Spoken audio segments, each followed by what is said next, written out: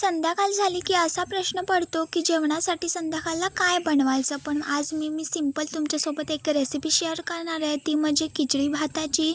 आणि ही तर रेसिपी खरंच खूप भारी झाली होती. सिंपलही असते आणि वेळ जास्त नाही, तर 5 मिनटात तेच होते. फक्त शिजवण्यासाठी 15-20 मिनटं लागतातच, कारण का भात आणि डाळ शिजायला पाहिजे. त्यासाठी फक्त फोडणीसाठी फक्त थोडा वेळ लागतो.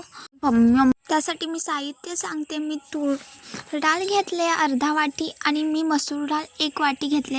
आणि मी आमच्या घरात 5 माणसं आहेत, त्यानुसार मी 1.5 ग्लास तांदूळ घेतले. तुमच्या घरी जर जास्त माणसं असतील तर तुम्ही याचं प्रमाण देखील वाढवू शकता. आणि त्यानंतर मी त्याच्यात थोडीशी उडीद डाळ घेतले, कारण का मला थोडीशीच पाहिजे होती म्हणून थोडीशीच घेतले. आणि फोडणीसाठी मी थोडंसं पुलावपत्ती टाकलं आहे, जिरं टाकलं आहे आणि सगळ्यात पहिलं म्हणजे ओवा टाकला आहे आणि खडे मसाले टाकला आहे. तुम्ही हे खडे मसाले स्किपसुद्धा करू शकता, कारण का ज्यांना खडे मसाले आवडत नाही ते खिचडीमध्ये घालत नाही तरी चालेल.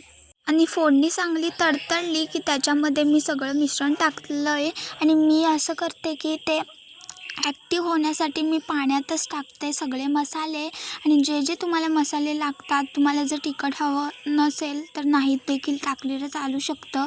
मी तिखट गरम मसाला टाकला आहे आणि मीठ टाकलं. मीठ त्याच्यानंतर मी थोडंसं किती 20 मिनटं शिजत लावलं आहे. आणि त्यानंतर तयार आहे स्वादिष्ट अशी खिचडी.